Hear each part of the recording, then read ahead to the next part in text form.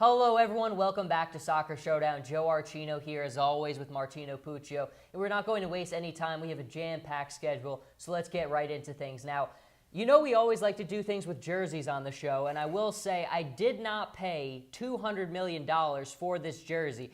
But Manchester United may very well be willing to do so. If the reports are true, Manchester United is willing to buy out Neymar's contract at Barcelona for $200 million. Now, Martino, we've talked about Neymar so many times. His name is always being thrown into the mix when it comes to people wanting him on their club.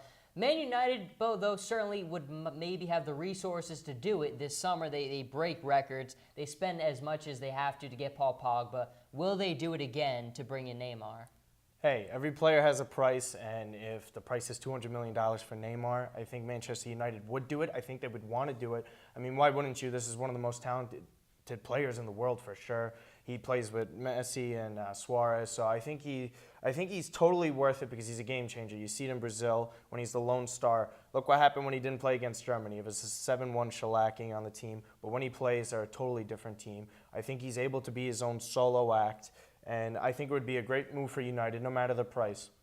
You mentioned the solo act, and we've really seen Neymar be such a cog in Barcelona's trident with Luis Suarez and Lionel Messi. And there's a great article up on ESPN FC where they talk about the reasons why he may or may not leave. And one of the big reasons they say he may not leave is because of those two other players. He's grown so close with them. And really, when he came into Barcelona, that was kind of the start of this. And we all know the rest has kind of been history with the magic they've made there. But would that be a reason, or to you, what would be the main sticking point that would either make him leave or not, or make him stay there? I think it's all legacy. If at the end of the day, when Neymar wants to look back on his career, does he want to be critiqued as someone who was riding the coattails of Messi and Suarez, or does he want to be his own man, his own solo act, the lead singer who leaves the group to go solo and starts his own career to prove that he's not dependent on those types of players? Because we know he's not. But he's going to have to prove it. And I think I've been saying this for a while. I think he's eventually going to leave. It's just only inevitable because Messi's not going to be the guy to leave. That'd be the last person in that club's history to leave. Suarez doesn't look like he'll leave either. So Neymar going to a club like Manchester United where they have the resources to win, they have a coach that wants to win, and they do have some talent around him. And I think it really just comes down to him and what he wants his legacy to be. Well, Jose Mourinho was asked about it, and he said it would be impossible to make that happen. But we all know that sometimes when things look impossible, big clubs always find a way to get it done. We move on to the next topic, though, and it is, of course, another player potentially leaving. That is Eden Hazard of Chelsea. Now, right now, we look at Chelsea, and it seems like it's been a little bit more of a struggle holding on to first place in the Premier League, but I think we all most likely expect them to be able to ride it out to the title. Eden Hazard has been such a key cog for that team. Premier League Player of the Year just 2 seasons ago. Martino, his name has forever been linked to Real Madrid, him potentially making a move there. But some people don't think that it might be a good fit. I'll ask you, you've watched the player grow. You've watched him really go into his own with Chelsea these last 3 seasons. Do you think it would be a good fit for him, or would it be a mistake to move to Real Madrid? My thing is, he's already at a top club. Why leave for another club when he's going to be playing on the left side of the field in Cristiano's shadow? He's already on a top team, regardless if they're not playing in any major European competitions this season. That would make it easier for them to win. But at the same time, why wouldn't he want to be his own man, the solo act like we were just talking about with Neymar? At Chelsea, they have all the resources. They have a great coach. I think he's a better coach than Zlatan. I think that's a given. They have the money that they'll be willing to put in with Roman Abramovich. It's just, why go to Madrid when you're at a team like that? There's no reason for it. The only time I could see him going there that would make sense if the Cristiano Ronaldo era is over.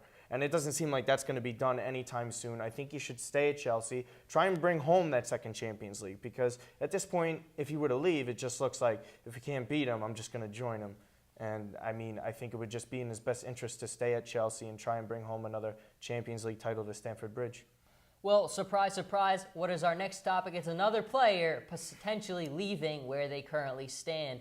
And that is Zlatan Ibrahimovic. Now, he has been sensational for Manchester United this season, but Man United has really gone through a roller coaster of a season of highs and lows. Right now, currently in 6th place in the Premier League. And Zlatan Ibrahimovic, well, he hasn't really been too happy about it. He kind of expressed saying, that United would have to create bigger to convince him to stay. Now, Martino, you can't always read into the words of the great Zlatan Ibrahimovic, but how do you interpret that as?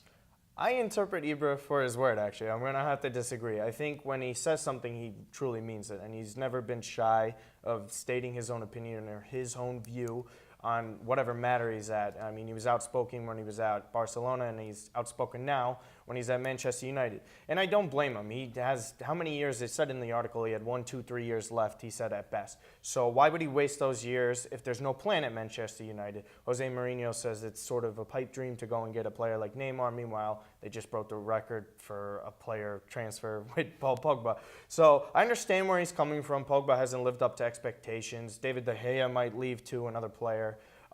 So there's no real plan there at Manchester United, and I understand he's always wanted to go to America.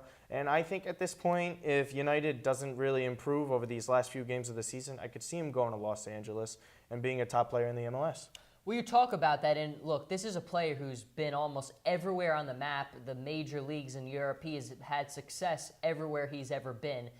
Obviously, the MLS would be a different journey, a different stage, and we've already seen the MLS continue to grow more and more with Europe's aging stars kind of coming in at the end of their careers. Bastian Schweinsteiger just joined the Chicago Fire.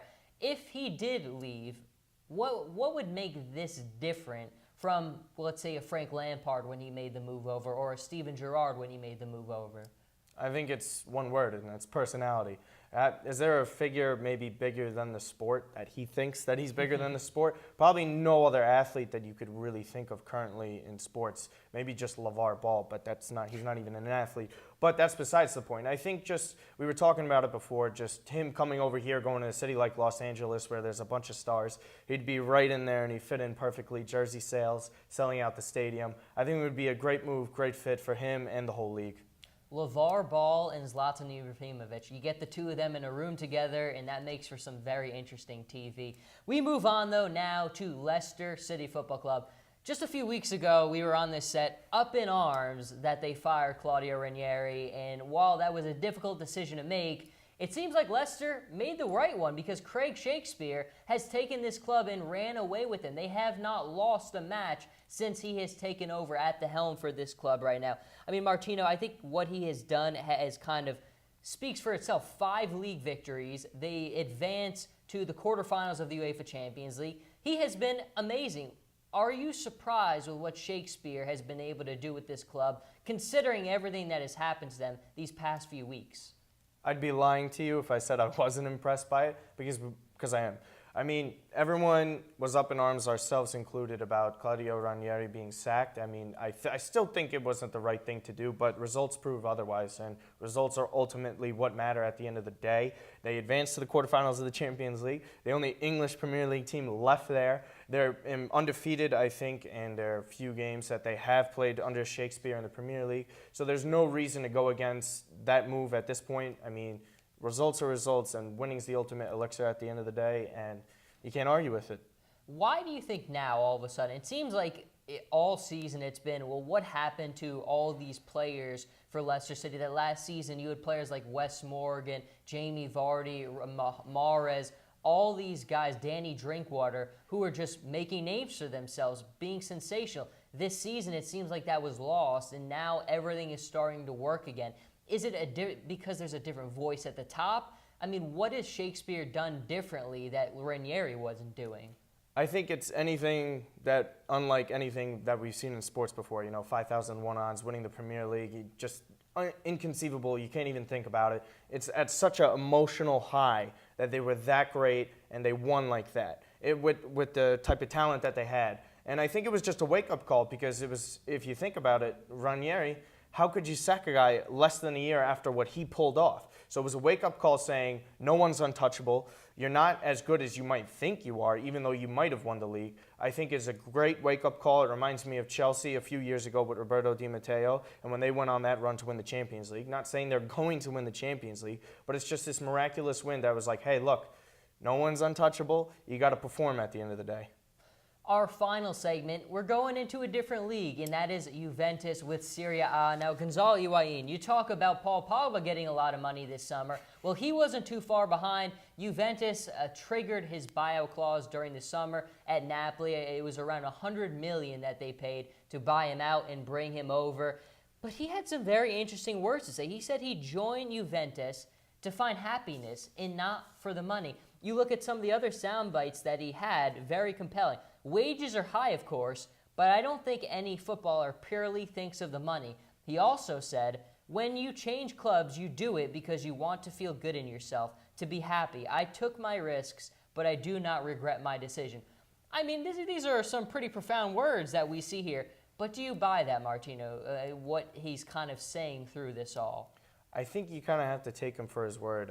Even though it is a little incredible that, considering the season that he had where he broke the Serie A record that was held for years for goals in the season, and then he just suddenly ups and moves Napoli, and he goes to Juve. And we all know Juve's reputation in the league. If you're not a fan of the club, everyone knows what you think about the club. It doesn't matter who you are. There's always some sort of animosity towards them regardless, and especially when they're on their way to a sixth straight Scudetto. And you could see it yesterday in the warm-up in the Coppa Italia. All the fans were jeering him, and you could see him pointing towards De Laurentiis, the president of Napoli, saying, like, blame him for this. Because in this sport, it has to be an agreement between the player and the club to leave. So it was agreement on both ends. So it wasn't just him, if you could blame him if you're a Napoli fan. You have to blame management too. But at the end of the day, I could see why he wanted to make this move. Napoli hasn't won anything significant in a while, and Juve's in prime position to possibly even win a Champions League, and they're on their way to a sixth straight Scudetto. So it was in his best interest to leave, regardless of wages or not. So I understand where he's coming from. Hey, Higuain is a happy man, and we're a very happy man on this set as well. Thank you for everyone for listening to Soccer Showdown. As always, Joe Archino here with Martino Puccio. You can check us out at soccershowdown.net. We will have the link to that description below. And as always, everyone, check back next week. And one more thing, if Neymar does want to join the show, we can't promise $200 million in wages, but we can promise you'll have a really fun time. But as always, everyone, until next time, Jersey Joe Archino, Martino Puccio. We'll see everybody next time.